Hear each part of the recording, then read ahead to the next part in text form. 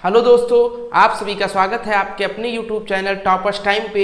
दोस्तों, हम लोग सीटेट के द्वारा जारी ऑफिशियल प्रश्न पत्र से टेस्ट सीरीज सॉल्व कर रहे थे, जिसमें आज हमारी क्लास नंबर 18 है। इससे पहले हम 17 टेस्ट सीरीज सॉल्व कर चुके। अगर आपने अभी तक उन क्लासेस को नहीं देखा, हमारे चैनल पे विजिट करें, वहाँ आपको सीटेट प्राइमरी मैथ के नाम से प्लेलिस्ट मिल जाएगी, जिसमें सारी क्लासेस दिख जाएंगी। तो जो भी क्लास आपने नहीं देखा हो वो जाके देख लें। और जैसा हमारे पुराने छात्र जानते होंगे, नए छात्रों को बताना चाहूँगा कि इस क्लास में हम हर क्वेश्चन पे बेस्ट अप्रोच सीखते हुए चल रहे हैं। साथ में हमने एक आपसे वादा किया था कि मात्र 20 क्लास में हम पूरा सीटेट मैथ का सिलेबस कवर कर लेंगे, जिसमें कोई भी क्वेश्चन आपसे नहीं छूटेगा। उसमें हमारी 18 क्लास हो चुकी है, लगभग 90% सिलेबस कवर हो चुका है। पिछली 2-3 टेस्ट सीरीज में मैंने आपको दिखाया भी, 15 क्वेश्चन में से लगभग 13 और 14 क्वेश्चन जो हमने पिछली 18 टेस्ट सीरीज कराई है, उसी में से आ रहा है। पूरा सिलेबस डिट्टू, जो क्वेश्चन आया उसका हमने पूरा जीरो टू हीरो सारी चीजें बता दी है। सिलेबस से बाहर सीटेट का पेपर नहीं जाने वाला है।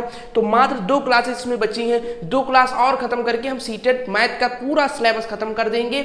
और हमने कैसे खत्म किया है? ऑफिशियल प्रश्न पत्र के द्वारा खत्म किया है, जो सीटेट ने 2012 से लेकर 2024 तक विभिन्न शिफ्टों में अपने परीक्षाओं में पूछ रखा है। उनसे मैंने सारा सिलेबस आपको कवर करवा दिया है। कई लोगों का इंस्टाग्राम पे मुझे मैसेज आया है कि सर, अब हम टेस्ट सीरीज जो दे रहे हैं उसमें हमारे जो कंटेंट के 30 क्वेश्चन में मैथ के 15 कंटेंट के आते हैं, लगभग 13 से 14 क्वेश्चन हमारे सही होने लगे हैं। तो अगर आपके भी टेस्ट सीरीज में 13 से 14 क्वेश्चन सही हो रहे हैं तो हमें इंस्टाग्राम पे जरूर बताइए। कोई आपको प्रॉब्लम हो रही हो वो भी आप बता सकते हैं। ये मेरा इंस्टाग्राम अकाउंट है सैफ_फारूकी15। इस पर आप हमको कोई भी दिक्कत आ रही है सीटेट मैथ से रिगार्डिंग, मैथ के अलावा कोई भी सब्जेक्ट सीटेट का हो, कुछ भी आप हमसे पूछ सकते हैं। इस पे फॉलो करके आप मैसेज कर सकते हैं। कोई डाउट क्वेश्चन हो, कोई टीचर पढ़ा रहा हो वो ना समझ में आ रहा हो, या किसी टेस्ट सीरीज में हो, वो भी आप भेज सकते हैं। बाकायदा आपको सारी क्वेश्चन समझाए जाएंगे। इसी के साथ में आज हम टेस्ट सीरीज नंबर 18 स्टार्ट कर रहे हैं।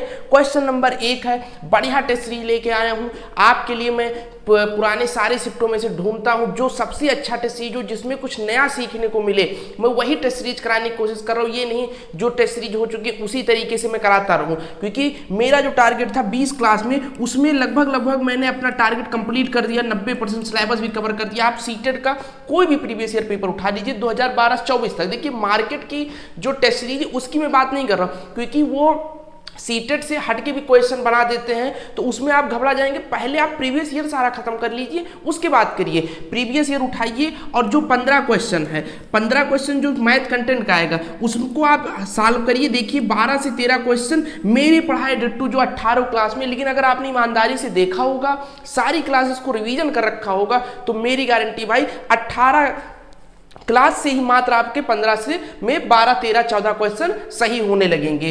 और 1-2 क्वेश्चन जो छूट रहा है वो 2 क्लास में मैं इसीलिए अच्छे टेस्ट सीरीज ढूंढ के ला रहा हूं, ताकि जो सिलेबस में बचा हो सारी चीजें कवर कर ली जाए। ये आज टेस्ट सीरीज अच्छा है। देखिए, पहला क्वेश्चन अभी तक हमने आपको नहीं पढ़ा रखा है ऐसे क्वेश्चन, ये अच्छा लेवल का क्वेश्चन माना जाएगा। क्वेश्चन नंबर 1 है, 15 से 30 तक के 5 के गुणजों का योगफल प्लस 24 और 40 का HCF माइनस सबसे छोटी अभाज्य संख्या बराबर है। देखिए, उसने आपको एक समीकरण के रूप में दिया है। उसने कहा 15 से 30 तक 5 के सभी गुणज।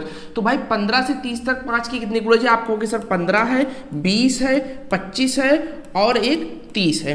तो ये तो हो गए भाई 15 से 30 तक के 5 के गुणज, प्लस 24 और 40 का HCF। मैंने आपको HCF भी निकालना बताया था। कैसे निकालते? 24 को आप लिख सकते हैं 8 गुणे 3 और 40 को आप क्या लिख सकते हैं 8 गुणे 5।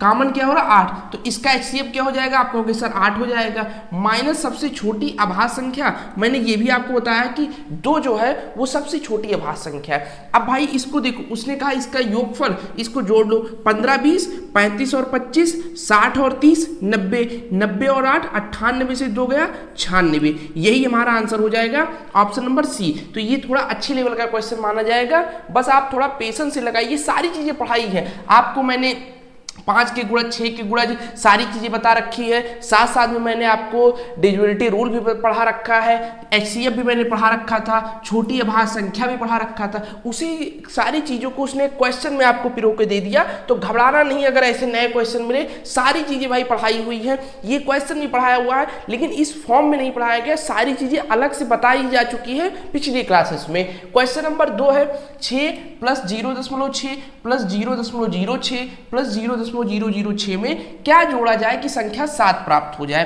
तो भाई इसको जब आप जोड़ोगे तो 6.666 3 बार ये आएगा, 7 से इसमें जोड़ना है, तो यहाँ क्या जोड़ना होगा, देखो इसके लिए हमको 4, फिर देखो आप चाहें तो इसको 7 से घटा लीजिए, देखो यहाँ लिख सकते हैं 7 और 3 बार 0 लिख लीजिए। अब इधर से एक जब हासिल लेंगे तो 10 से 6 जाएगा 4, यहाँ 9 बचा था, 9 से 6 गए 3, यहाँ 9 बचा था 6 गए 3, और यहाँ तो 6 बचा था 1 गया, तो 6 से 6 गया 0, तो 0.334, ऑप्शन नंबर बी। ठीक है, ऐसे क्वेश्चन अगर आप थोड़ा सा फास्ट लगाने की कोशिश करेंगे तो जरूर गलत हो जाएगा कहीं ना कहीं, क्योंकि देखो ऑप्शन देखो 334 343 34 340 सारे मैचिंग मिलेंगे। तो ऐसे क्वेश्चन में मैं आपको यही सलाह दूंगा कि 5 सेकंड बचाने के चक्कर में न रहिए भैया। सारे क्वेश्चन अगर ऐसे दिख रहे हैं आपको ऑप्शन, तो उसको थोड़ा सा आप पेशेंस के साथ में लगाइए, क्योंकि कुछ जगह टाइम बचाने के चक्कर में आप गलत करके चले आते हैं, तो ऐसा नहीं करना। टाइम हम बचाएंगे, अच्छे क्वेश्चन आएंगे उनको आपका मैं बेस्ट अप्रोच बताऊंगा, वहां टाइम बचाना है। लेकिन जो आसान क्वेश्चन है वो आपको इसके ऑप्शन में उलझाने की कोशिश करेगा। यहां जब आप देखोगे आपके मन में आएगा कि ये सबसे आसान क्वेश्चन, इसमें हम जल्दी कर दें, और जल्दबाजी में ही गलती होती। तो ऐसे क्वेश्चन को 5 सेकंड ज्यादा लीजिए, लेकिन गलत मत करिए, वरना सबसे ज्यादा पछतावा इन्हीं क्वेश्चन पे होता है। क्वेश्चन नंबर 3 है 5 क्रमागत सम संख्याओं का योगफल 60 है, यदि अगली 2 सम संख्याएं भी उसमें जोड़ दी जाए तो योगफल क्या होगा। देखिए क्रमागत सम संख्याओं में अंतर 2 का होता है, मैंने आपको बता रखा। पहली क्रमागत संख्या अगर x है तो दूसरी x + 2 है, तीसरी x + 4 है, चौथी x + 6 है, और पांचवी x + 8 है। ये सारी चीजें मैंने आपको पढ़ा रखी। इसका योगफल उसने 60 दे दिया, इसको जोड़ दीजिए, 1x 2x 3x 4x 5x, 4 2 6 6 12 और 8 20, 5x + 20 बराबर उसने दे रखा योगफल 60। ये 20 इधर जाएगा माइनस हो जाएगा, 5x = 60 - 20 40, x की वैल्यू कितनी आ जाएगी 40/5, 5 40, x की वैल्यू कितनी आ गई 8। तो पहली संख्या 8 हो गई, दूसरी संख्या 10 हो गई, तीसरी संख्या 12 हो गई, चौथी संख्या 14 हो गई, पांचवी संख्या 16 हो गई। तो इसने पूछा है अगली 2 सम संख्याएं, तो अगली 2 सम संख्या 18 और 20 हो जाएगा। क्या हो जाएगा 18 और 20 हो जाए, को जोड़ दी जाए तो योगफल, तो 18 और 20 38 हो गया भाई, और पहले योगफल कितना था 60 था, जोड़ दीजिए टोटल 98। इसका आंसर आ जाएगा। कौन सा ऑप्शन सही है, ऑप्शन नंबर डी सही है। ठीक है 98। देखो कितने आसान से क्वेश्चन आ रहे हैं। अब ये आपको आसान इसलिए लग रहे हैं क्योंकि मैंने पिछली क्लासेस में सम संख्याएं, क्रमागत सम संख्याएं, सारी चीजों को बेसिक से बाकायदा बहुत पेशेंस के साथ समझा रखा है। जिन्होंने ना देखा हो एक बार देख ले, ये सारे क्वेश्चन भाई आपको पढ़ाए जा चुके हैं। क्वेश्चन नंबर 3, और मैं फिर आपसे कहूंगा बेझिझक अगर कोई क्वेश्चन आपको नहीं समझ में आ रहा है, आप चाहते हैं कि सर उस क्वेश्चन को दोबारा समझा दीजिए, या कोई प्रीवियस ईयर क्वेश्चन है कहीं भी आप डाउट में हैं, इस पे आप मुझे मैसेज करके जरूर बताइए। ये मेरी इंस्टाग्राम आईडी है, इस पे आप मुझसे मैसेज कर दीजिए, सर ये वाला क्वेश्चन नहीं समझ में आ रहा, इसको आप दोबारा करा दीजिए, या कोई नया क्वेश्चन भी आपके वो भी भेज सकते हैं। मैं आज तुरंत दूसरी क्लास में उसको डिजिटल बोर्ड पे बाकायदा बेस्ट अप्रोच के साथ में आपको जरूर सिखाऊंगा। तो इसलिए कोई भी चीज़ें आप सिलेबस कवर होने वाली है, जो चीज़ें आप में कमी हो अगर हमें बताइए, लास्ट की 2-3 क्लासें रख ली जाएंगी स्पेशल तरीके से, उसमें आप लोगों के सारे डाउट क्लियर कर लिए जाएंगे। तो भाई डाउट जरूर भेजिए, और कोई नई क्लास स्टार्ट करानी, सीटेट में कोई भी सब्जेक्ट में प्रॉब्लम हो उससे रिगार्डिंग कुछ भी आप पूछ सकते हैं, जो भी हो सीटेट के रिगार्डिंग आप हमसे बात कर सकते हैं। ठीक है, क्वेश्चन नंबर 4 है स्केल, पेंसिल तथा रबड़ क्रमशः 6, 10, 12 के पैकेटों में उपलब्ध है। यदि कोई दुकानदार तीनों वस्तुएं समान संख्या में खरीदना चाहता है तो उसे स्केल, पेंसिल तथा रबड़ के क्रमशः कम से कम कितने पैकेट खरीदने होंगे। देखो भाई ये क्वेश्चन जो है सीटेट का मोस्ट फेवरेट क्वेश्चन है। अगर अभी तक सीटेट ने 200 टेस्ट सीरीज मतलब 200 प्रैक्टिस सेट उसने बना रखी होगी, यानी 200 पेपर उसने करा रखा होगा। प्रीवियस ईयर पेपर अगर 200 पेपर होंगे, क्योंकि जब ऑनलाइन होते थे तो एक पेपर में 40-40 सेट बनते थे, तो 200 से ज़्यादा ही पेपर होंगे इनके। उनमें से उठाओगे 100 से ज़्यादा टेस्ट यानी पेपर में ये वाले क्वेश्चन आपको देखेंगे। और मैंने इसका आपको पहली क्लास में इससे पहले जो टेस्ट सीरीज हुई है 18, उसमें एक नहीं 2-3 जगह ऐसे सवाल आए हैं। मैंने बेसिक से बताया ऐसे सवाल में आपको करना का इसका एलसीएम निकाल लेना है, ठीक है भाई। 6, 10, 12 अगर आपकी मैथ कमजोर है तो आप बेसिक से निकाल लीजिए 6, 10, 12, ठीक है। ऐसे लिख के पहले 2 कॉमन कर लीजिए 3, 5, 6, फिर 3 निकाल लीजिए 1, 5, 2, फिर 5 निकाल लीजिए 1, 1, 2, फिर 2 निकाल लीजिए 1, 1, 1, जहां 1, 1 आ जाए इसका गुणा करा लीजिए 3 दूनी 6 पंचे 30 दूनी 60, इसका एलसीएम कितना मिल जाएगा 60 पीस सभी खरीद ली जाए तो बराबर हो जाएंगी। अब देखो स्केल जो है वो क्या है, एक पैकेट में 6 उपलब्ध है तो 6 धामा 60, 10 पैकेट स्केल की खरीदें। फिर पेंसिल जो है वो 10 पीस एक पैकेट में तो 10 छंग 60, 6 पैकेट खरीद लें पेंसिल भाई। रबड़ क्या है वो 12 है तो एक पैकेट में 12 है तो 12 पंचे 60, 5 खरीद लें पैकेट किसका, रबड़ का। तो 10, 6 और 5 हमारा उत्तर हो जाएगा ऑप्शन नंबर सी। ऐसे सवाल में आपको बस एलसीएम निकालना। अब अगर आपकी मैथ अच्छी है तो एलसीएम निकालने का मैं इससे आसान तरीका आपको बता दे रहा हूँ। देखो इसके फैक्टर लिख लीजिए 6 है, 6 को हम क्या लिख सकते हैं 3 गुणे 2, 10 है 5 गुणे 2, 12 को क्या लिख सकते हैं आप कहोगे सर 4 गुणे 3, या हम इसको ऐसे लिख सकते हैं 2 की पावर 2 गुणे 3, ठीक है। सबसे छोटे फैक्टर में हमको लिखना होता है, ठीक है, 2 का स्क्वायर। अब इसमें जो कॉमन हो रही है उसकी हाईएस्ट पावर 2 कॉमन हो रही है, 2 की हाईएस्ट पावर 2 ले लीजिए। फिर जो ना कॉमन हो उसको ले लीजिए। देखो 3 कॉमन हो रही है तो इसकी हाईएस्ट पावर 1 है, 3 ले लीजिए। कॉमन 5 नहीं हो रहा है 5 को लिख लीजिए। 2 का स्क्वायर 4, 4 दिया 12 और पंचे 60, ये इसका आसान तरीका हुआ। अगर आप ऐसे निकाल लेते हैं तो आपका कहीं ना कहीं 4-5 सेकंड बच जाएंगे। नहीं निकाल पाते तो मैंने बेसिक तरीका भी बता रखा है। क्वेश्चन नंबर 5 की ओर चलते हैं। शिवानी को एक परीक्षा में प्रथम आने पर उसकी मां ने उसे 300 रुपए दिए। कितना दिए 300 रुपए। शिवानी अगर अपनी क्लास में प्रथम आती है तो उसकी मां ने उसे 300 रुपए दिए। उसने उस धनराशि में से 1/4 अपने भाई को दे दी। तो 300 का 1/4 भाई कितना हो जाएगा, आप कहोगे सर इसको 1/4 से हम भाग दिलाएंगे तो 75 चौका 300, 75 रुपए उसने किसको दे दिया, अपने भाई को दे दिया। अब शेष कितने बचे, 300 से 75 माइनस करेंगे 225 रुपया शिवानी के पास बचे। फिर उसने आगे कहा बची हुई राशि का 1/3 अपनी छोटी बहन को दे दिया। तो इसका भाई 225 का 1/3 कर लेंगे, ठीक है, 1/3 कर लेंगे। 75 दिया 225, ठीक है। 75 रुपए उसने किसको दे दिया, अपनी बहन को दे दिया। अब 225 से 75 माइनस करेंगे कितना बचेगा, 150 बचा। आगे बढ़ते, शिवानी ने कितनी धनराशि अपने लिए रखी, तो भाई 150 रुपये 150 रुपये शिवानी ने अपने लिए रखा। 300 का 1/4 75 उसने अपने भाई को दिया। शेष धनराशि 225 का 1/4 मतलब 1/3 75 रुपये जो है उसने अपनी बहन को दे दिया। बचे कितने उसके बाद 150 रुपये जो उसने अपने लिए रखा। चलिए नेक्स्ट क्वेश्चन नंबर 6 है।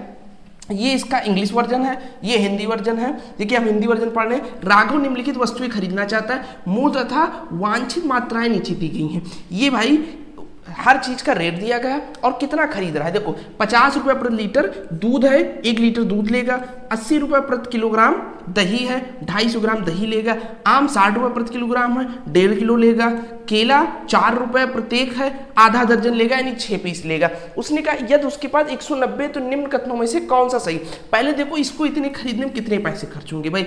50 के हिसाब से 1 लीटर लेगा 50 रुपये, 80 के हिसाब से 250 ग्राम लेगा, आप कहोगे 80 का 1/4 करेंगे 20 रुपये हो जाएगा। 60 रुपये प्रति किलोग्राम से 1.5 किलो का 60 और आधा 30 90 हो जाएगा, ठीक है।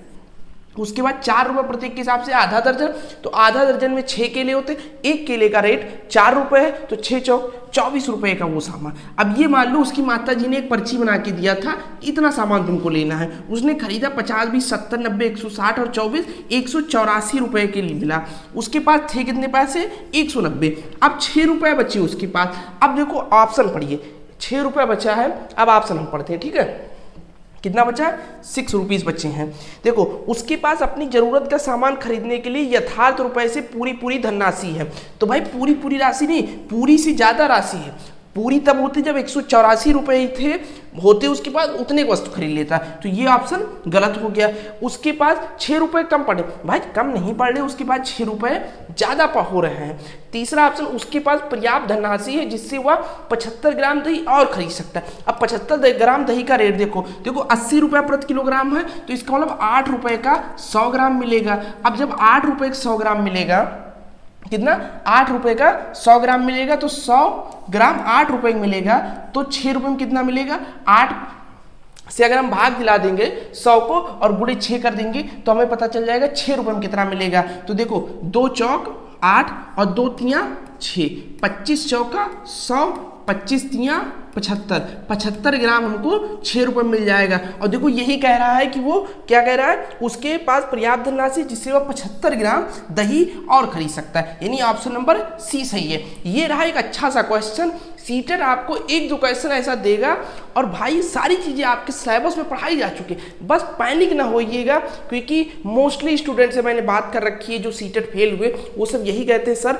हमारे जो हम घर पे टेस्ट सीरीज देते थे 120 115 जो पेपर हुआ अगर वही घर पे आज देते हैं हम 110 115, लेकिन वहाँ मेरे 80-85 नंबर आ रहे हैं। भाई कारण है आप पैनिक हो रहे हैं सब्जेक्ट को लेके, पैनिक नहीं हो रहा। 1-2 क्वेश्चन ऐसे मिलेंगे, अगर इसको पेशेंस के साथ लगाओगे लग जाएंगे। इसका लिए कोई अलग से सिलेबस नहीं है, सारी चीज़ें वही हैं, थोड़ा सा इसको आपको कैलकुलेशन को टफ करने की कोशिश करने के चक्कर में पूछता है। ठीक है, क्वेश्चन नंबर 7 आ गया, ये समकोण वाला। ये भी क्वेश्चन सीटेट का फेवरेट क्वेश्चन है, ये कम से कम 200 बार में से 150 बार ये क्वेश्चन पूछा गया होगा। ठीक है, इसने कहा 300/3 समकोण 300, ये इंग्लिश वाला वर्जन है। देखो इतना ऑप्शन इंग्लिश का है, इतना ऑप्शन हिंदी का। ठीक है, 3 समकोण 300, तो आपको पता है समकोण 90 होता है, 9 × 27 270 होगा, तो 300 नहीं होगा, ऑप्शन ए गलत हो गया। फिर 3.5 समकोण 315, तो 3.5 समकोण कर लूँ गुणे 90, 3 दूनी 6 7/2, 45 दूना 90 और 7 × 35 बचा 4 25 3 7 चौक 28 और 3 31, 315, ऑप्शन नंबर बी सही है। ठीक है, ये क्वेश्चन एक नहीं कम से कम 10 बार आए होंगे सारी शिफ्ट में, इस पे मैं ज़्यादा टाइम नहीं लूंगा। क्वेश्चन नंबर 8 है, निम्न में से कौन सी एक समकोण त्रिभुज की भुजाओं की लंबाई नहीं हो सकती। देखो समकोण त्रिभुज होने का शर्त मैंने पढ़ा रखा है, इससे पहले 2-3 क्लासेज में मैंने इसको बता रखी है। भाई ये जरूर आपसे एक चीज़ मैं कहूँगा, 18 क्लास है भाई, एक बार आप ले लीजिए, 30-30 35-35 मिनट की क्लास है, एक दिन में 5 क्लास लोगे, मात्र 3-4 दिन के अंदर सिलेबस खत्म हो जाएगा। कहीं यूट्यूब पे भटकने की कोशिश ना करिए, मात्र 18 क्लास आप देख लीजिए, उसके बाद ईमानदारी से आप प्रीवियस ईयर पेपर लगाइए।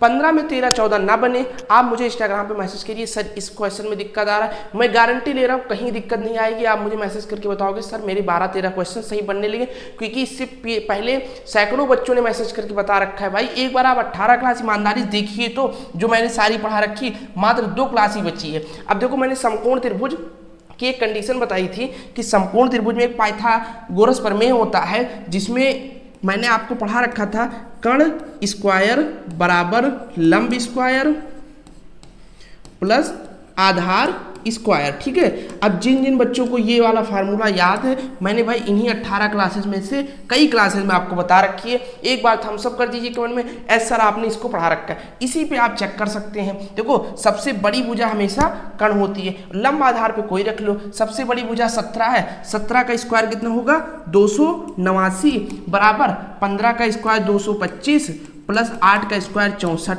तो 225 और 64 289, यानी ये समकोण होगा।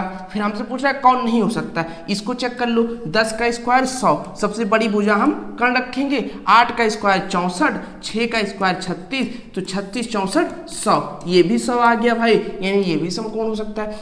6 का स्क्वायर 36 बराबर 5 का स्क्वायर 25 प्लस 4 का स्क्वायर 16, 25 16 41, यहाँ तो कर्ण 36 दे रखा, यानी ये समकोण के भुजाएं नहीं हो सकती। चेक इसको भी कर सकते हैं आप, 13 का स्क्वायर 169 बराबर 5 का स्क्वायर 25, 12 का स्क्वायर 144, 25 144 169, ये भी 169, ये भी समकोण है। ऑप्शन नंबर सी समकोण नहीं है। ठीक है, चलिए क्वेश्चन नंबर 9 है, अंग्रेजी वर्णमाला के कितने बड़े अक्षरों में घूर्णन सम्मिति होती है। भाई ये सम्मिति तो मैंने इतनी बार आपको पढ़ा रखा हूँ, इसमें मैं टाइम नहीं वेस्ट करूंगा, ना ही मैं बताऊंगा। पिछली क्लासेस जाके देखिए, सारी चीजें मैंने एक एक फिगर दिखाई है कि एच में कितनी सम्मिति होती है, एन में कितनी होती है, फिर उसके बाद त्रिभुज में होते हैं, आयत, वर्ग, समलंब, समचतुर्भुज, जितनी चीजें सब में मैंने बाई डिटेल फिगर से पढ़ा रखा है। इसका ऑप्शन सी सही होगा। जैसे एन शब्द है, ओ शब्द है, आई शब्द है, जेड शब्द है, एक्स शब्द है, ऐसे सातों शब्द के आप नाम लिखिए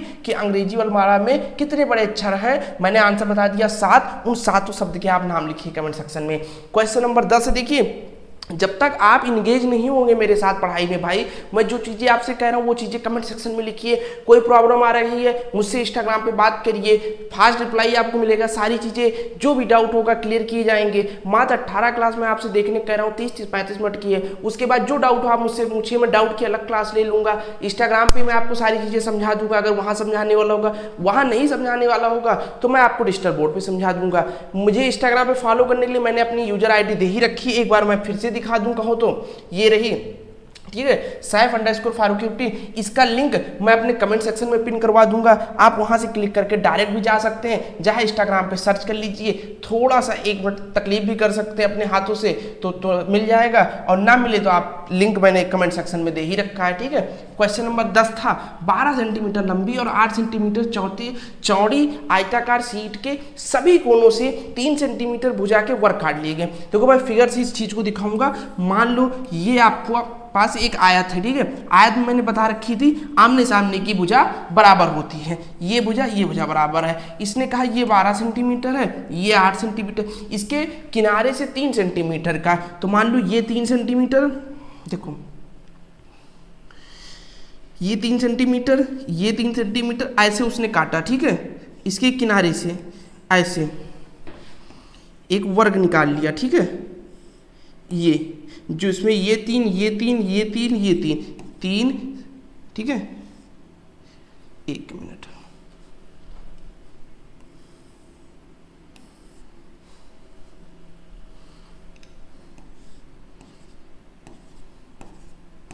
ठीक है, ऐसे उसने 4 वर्ग निकाल लिए, ठीक है। अब देखो इसका क्षेत्रफल क्या हो जाएगा, आप कहोगे सर पूरे वाली आयत का तो 12×96 हो जाएगा, कितना हो जाएगा 96 हो जाएगा। इसका कितना हो जाएगा भाई, 1 का, आप कहोगे सर वर्ग का तो होता है भुजा स्क्वायर, 3 का स्क्वायर 9 होगा, लेकिन ऐसे तो भाई 4 है, ये भी है, ये भी है, तो इसको हम 4 से मल्टीप्लाई कर देंगे, 36। तो ये भाग हम काट तो रहे हैं भाई, ये वाला हम काट ले रहे हैं, ये वाला हम हटा देंगे। कैसे हटा देंगे, मान लो ये इतना सेक्शन ऐसे निकाल दिए, ठीक है। अब इतना हमारे पास सेक्शन बचा, जो हमारा वर्ग था इतना सेक्शन बचा, ठीक है। ऐसे हम इसको भी निकाल देंगे काट के, मान लो, ठीक है। तो ये ऐसे बचेगा, देखो ऐसे बचेगा, ठीक है, ऐसे बचेगा। तो चारों तरफ से जब ये 36 हम निकाल लें तो माइनस तो होगा, तो 96 से हम 36 माइनस कर दें, 60 जो होगा ये बचे वाले का क्षेत्रफल होगा, ऑप्शन नंबर बी। अब फिगर दिखाने का एक ही मतलब था कि भाई इमेज आपके दिमाग में बैठ जाए, इसमें कुछ करना नहीं, बस आपको अगर ऐसे सवाल दिखे सीधा सीधा पहले आयत का क्षेत्रफल निकालिए, 12×96, फिर एक वर्ग का कितना है 3, तो 3 का स्क्वायर 9, 4 है तो 9 चौक 36, फिर 96 से 36 माइनस कर दीजिए, कितना माइनस कर दीजिए 36 माइनस कर दीजिए, सीधा आंसर 60 आ जाएगा। इतना आपको एग्जाम हॉल में करना है, इससे ज्यादा कुछ नहीं करना। और ये फिगर देख लीजिए, मैंने बता रखा कि क्वेश्चन में हो क्या रहा है, ये कैसे निकालने कह रहा है, ये चीजें मैंने आपको समझा दी है ताकि सारी चीजें आपके समझ में आ जाए। क्वेश्चन नंबर 11 है, रेलगाड़ी P जो है स्टेशन A से 6:40 पे सुबह चलती है, ठीक है।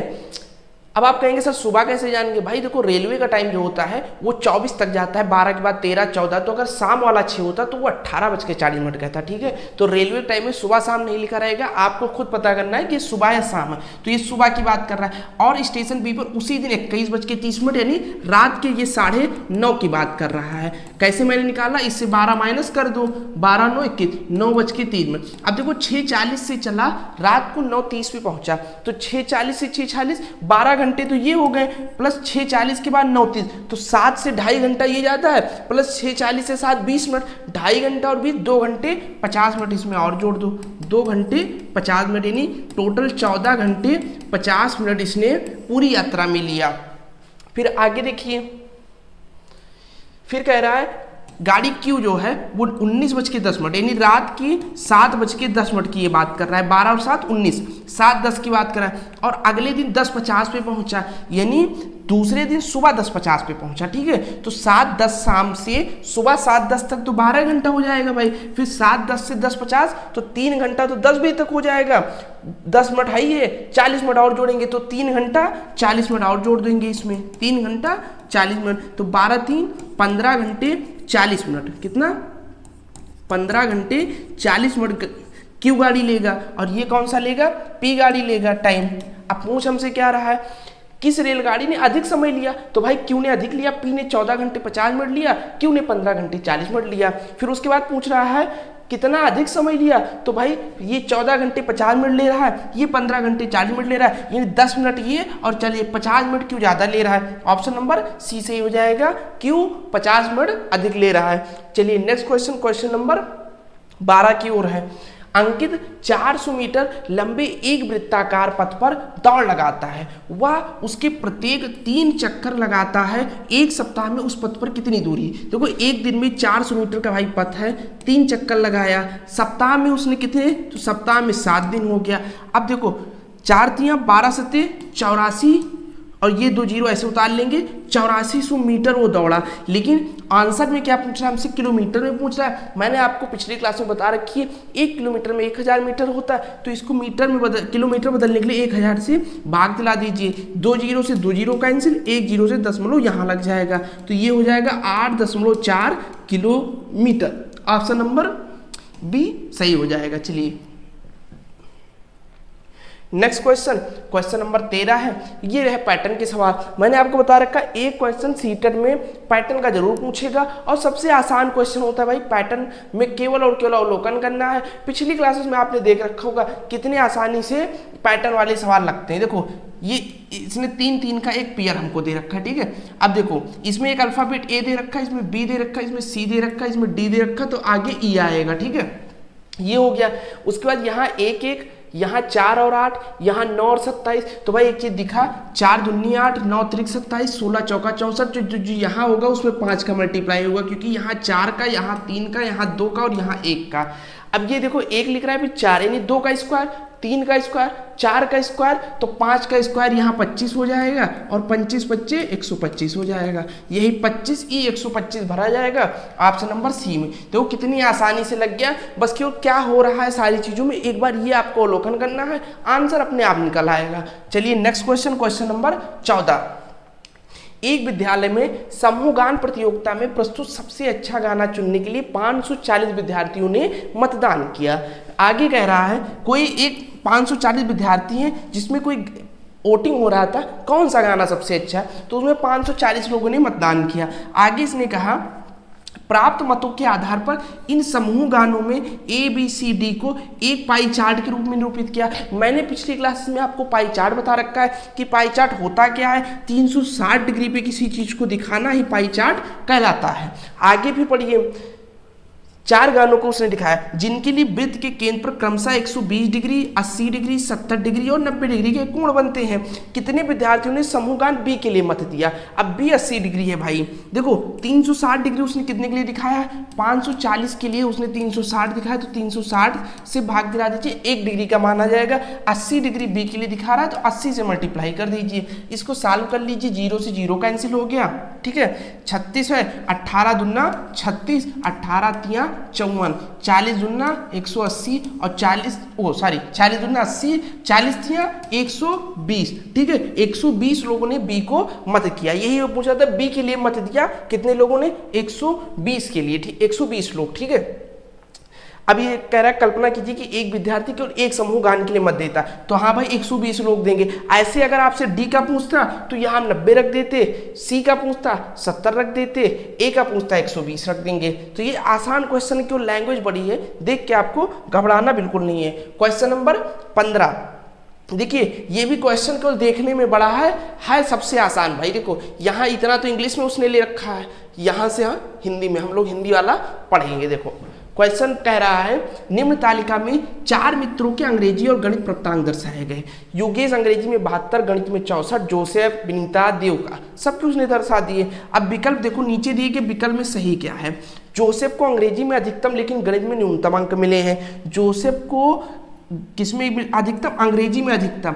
अब अंग्रेजी में अधिकतम जोसेफ को मिले हैं भाई, बिल्कुल सही है, लेकिन कह रहा है गणित में न्यूनतम है, तो गणित में 68 न्यूनतम है भाई, न्यूनतम तो 64 है, योगेश का न्यूनतम है, तो ऑप्शन ए गलत हो गया। ऑप्शन बी कह रहा है देविका को अंग्रेजी और गणित दोनों में मिलाकर अधिकतम अंक मिले हैं। देविका को अंग्रेजी और गणित दोनों में मिला के, तो 73 और 76 कितना हो जाएगा, 149 हो जाएगा। 69 और 79 कितना हो जाएगा, 148 हो जाएगा। 75 और 68 कितना हो जाएगा भाई, 143 हो जाएगा।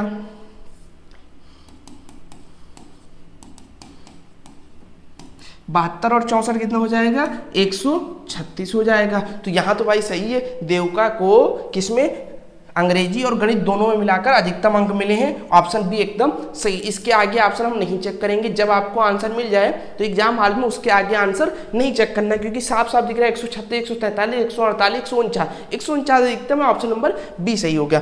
तो ये 15 क्वेश्चन हो गए कंटेंट के। इसके बाद पेडागोजी वाली क्लास है, तो वो अलग से हम लोग प्लेलिस्ट बनी है, इसमें चला रहे हैं। अभी इसकी ज़्यादा क्लासेस नहीं हुई हैं, बहुत जल्दी इसकी सारी क्लासेस खत्म करा दी जाएगी। अभी मैंने सबसे पहले सीटेड मैथ पेपर 1 का लगभग 20 क्लास मैंने कहा था, 18 क्लास इसमें खत्म करा दी है। जूनियर की भी क्लास चल लेकर आपको देख रहा है, तो अगर आपने पिछली 18 क्लासेस नहीं दे रखी, नीचे जो टॉपर्स टाइम लिखा उस पर जब आप क्लिक करेंगे, हमारे चैनल पर आएंगे, होम पेज पे आएंगे, प्लेलिस्ट वाले पे क्लिक करिएगा, सारे प्लेलिस्ट मिल जाएंगे। यहाँ से प्राइमरी वाला जाके सारी क्लासेस देख लीजिए एक बार, पेडागोजी भी देख लीजिए और जूनियर का भी, ये सारी क्लासेस जरूर भाई खत्म कर लीजिए 18 क्लास। चैनल को यहाँ सब्सक्राइब करके बेल आइकन को ऑल पे सेट कर लीजिए, ताकि जैसे हम वीडियो डालें आपके पास नोटिफिकेशन पहुंचे। क्लास पसंद आई हो तो भाई वीडियो को लाइक करके एक प्यारा सा कमेंट जरूर करें, जो चीज़ हमारे पढ़ाने का अच्छा लग रहा हो, कोई कमी हो वो भी बता सकते हैं, हम नेक्स्ट क्लास में जरूर सुधारने की कोशिश करेंगे। और अपने दोस्तों के साथ सब जरूर शेयर करिए और उन्हें बताइए कि मात्र सर से 20 क्लास 30-30 मिनट के देख लीजिए, पूरा सिलेबस कवर हो जाएगा।